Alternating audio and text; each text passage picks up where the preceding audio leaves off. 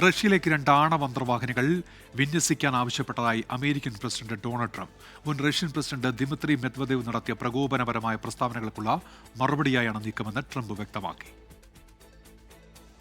ശീതയുദ്ധകാലത്ത് Soviet യൂണിയനിലുണ്ടായിരുന്ന semi automatic ആണവായുധ നിയന്ത്രണ സംവിധാനമായ dead hand എത്രത്തോളം അപകടകരമാണെന്ന് ട്രംപ് മറക്കരുതെന്നായിരുന്നു ദിമിത്രി മെദ്വദേവിന്റെ പരാമർശം. നിലവിൽ ആ സംവിധാനങ്ങൾ റഷ്യയുടെ കൈവശമാണുള്ളത്. ദിമിത്രിയുടെ പ്രകോപനപരമായ ഈ പ്രസ്താവനയാണ് അമേരിക്കൻ പ്രസിഡന്റ് ഡൊണാൾഡ് ട്രംപിനെ ചൊടിപ്പിച്ചത്.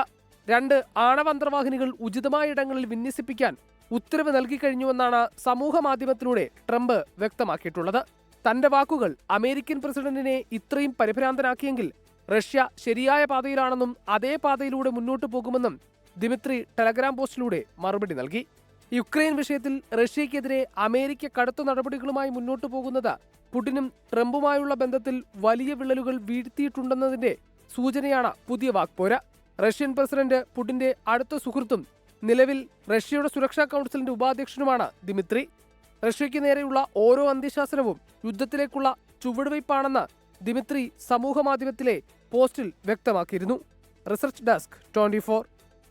ലോകത്തെവിടെയായാലും ഏത് സമയത്തും 24 വാർത്തകളും ഓഗ്മെന്റഡ് റിയാലിറ്റി പാക്കേജുകളും എക്സ്പ്ലെയിനറുകളും വിശദമായി കാണാൻ ഞങ്ങളുടെ യൂട്യൂബ് ചാനൽ നിങ്ങൾക്ക് സബ്സ്ക്രൈബ് ചെയ്യാം.